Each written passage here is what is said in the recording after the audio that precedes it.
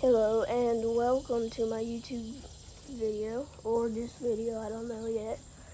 But today we are going to be capturing or just looking at insects, and I'm going to be talking about them. So it's currently around 10 o'clock, so yeah, let's see what we might find. First of all, we have a Guinea paper wasp right there. It's a queen who's starting her nest. And these guys are actually, they pollinate. They like to call them accidental pollinators because they go, then they feed on the nectar, and then some of the pollen gets on them, and then it goes from flower to flower, kind of like just like a pollinator does. So that's how they're pollinators, and they're actually very beneficial predators in the insect world. They hunt garden pests like those pesky caterpillars. Oh, wait, look. Right there. That's a northern paper wasp who just flew in. She is probably foraging for materials. But yeah, both of those actually are really, really beneficial predators and pollinators. So if you see one of those, I wouldn't kill it unless it's in like a high traffic area where there's a lot of people and stuff. They're generally really docile. So I would leave it alone. All right. Look who's here. This is a species. Oh, there's another one. It's better. All right. These right here are a destructive pest species of beetles. They are docile, but they're not docile to your plants. They love rose bushes, is what this is, a rose bush. They feed on the leaves. And mostly what you'll see them doing is mating, so this one, it isn't mating. Oh. It did not have any interest in getting on my hand, so yeah, let's see what else we can find. Okay, this right here is an eastern bumblebee. They are incredibly docile, but they are skittish. And I'm not gonna show it too much longer because it kind of seems agitated, so I'm just gonna walk around and talk about it until I find something else. But they are very beneficial pollinators, and they typically nest underground or in buckets from a past experience that we've had where we were out with a katana and then we hit a random bucket with the katana and then a bunch of bumblebees flew out. But yeah, they typically nest underground, they pollinate and stuff, and their larvae are just what you would typically imagine like a grub looking like. And they build like round cell nest things that are like almost like a ball with a hole in them almost. But yes. Alright, let's see what else we can find. I know I've already showed you some guinea paper wasps or guinea paper wasps, whatever you want to call them. But I want to show you what a big colony of them looks like, because I have the perfect example here. In here, because it's been there for months and it's doing pretty well, as you can see. About as big as my hand. Really large. It looks smaller from far away, but trust me, there's a lot of workers. Hello, girls. There's my goats. Off into the wild blue yonder we go. Right there's another bumblebee. Let's see if she is interested in my hand at all. No, okay. Okay, these are very controversial, but if you look up there, you can see two sweat bees that are pollinating. Yes, sweat bees are important pollinators, and no, I am not joking. Excuse me.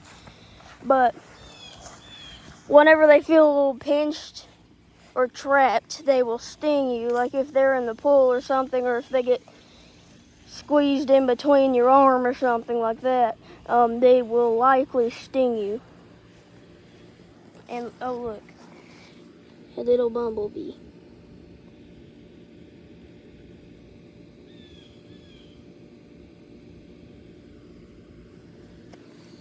Let's see if that one's a male, I don't know.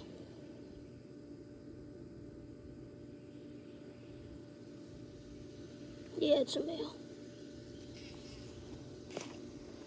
You can go ahead and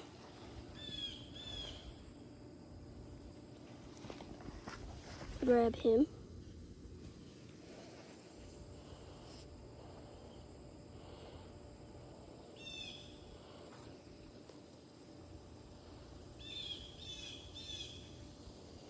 You see the males, they cannot sting. So, and how you can tell if it's a male, if it has that yellow spot on the face.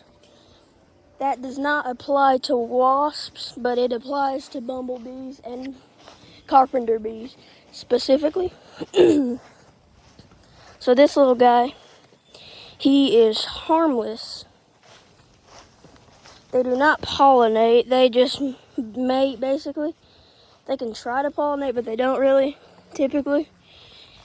So if you look at his legs, you might notice how it's just black, whereas the females, they have orange spots on their hind legs, which is completely due to the fact that that is where they store the pollen.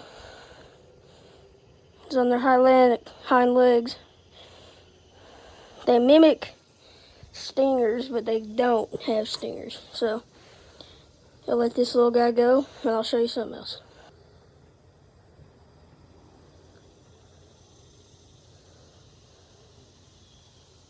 Bye-bye, buddy. I had to catch this guy and include him in the video, but that is a wheel bug, which is commonly known by the wheel-shaped thing on their back. They're incredibly venomous and are highly known by their sting, which is known to hurt way worse than a hornet sting. And well, technically their bite, it's not really a sting. They have a needle-like mouth part that they use to hunt on their prey.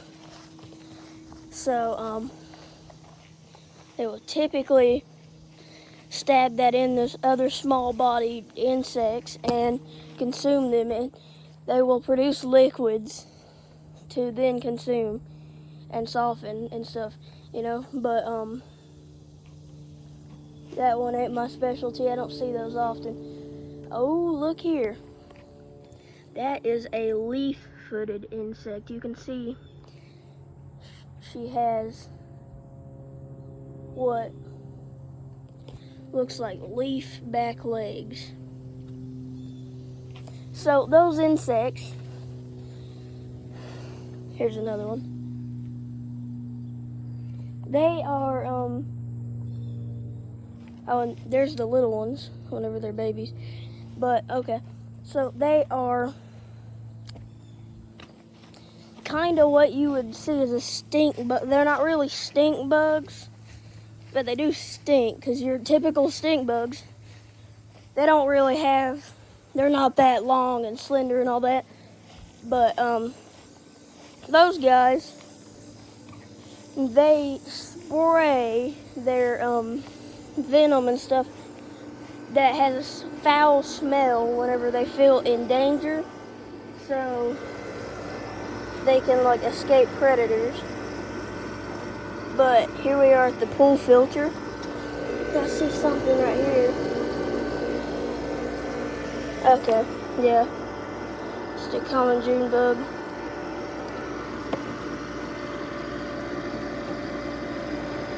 Oh.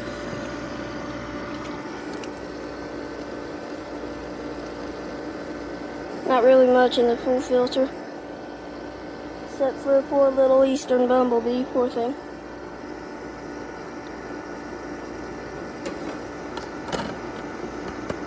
Okay, here's a fact about male bumblebees.